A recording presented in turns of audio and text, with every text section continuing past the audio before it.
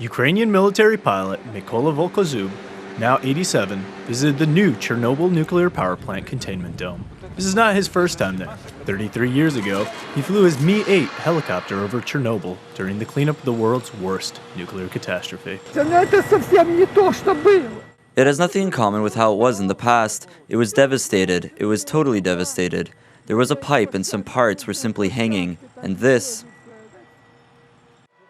Eyeing up the reactor for the first time in decades, Volkozub said he could barely recognize it. Today, the reactor is covered by a massive confinement shelter, built to stop radiation leaks. While touring the area, Volkozub recalled how he had made 3 separate flights over the reactor during the disaster. On April 27, 1986, the first helicopters landed right here and were loaded here. Boric acid and sacks were brought up here. It was around here. The flights were incredibly dangerous. Helicopters had to line their floors with lead, and pilots donned heavy lead vests to protect themselves from radiation. The most dangerous thing I thought of during the preparations was the thermal radiation. Thermal radiation affects the aerodynamics of the main rotor of an aircraft and leads to the immediate decrease of thrust. Still, Volkozub said he knew he had to go through with his flights to help contain the disaster.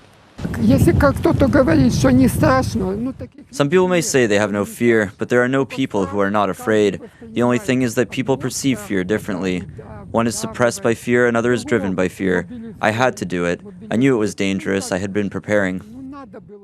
The Chernobyl accident in the then Soviet Ukraine was caused by a botched safety test that sent plumes of nuclear material across much of Europe. It killed dozens of people within weeks and forced tens of thousands to flee. The final death toll of those killed by radiation-related illnesses, such as cancer, is subject to debate.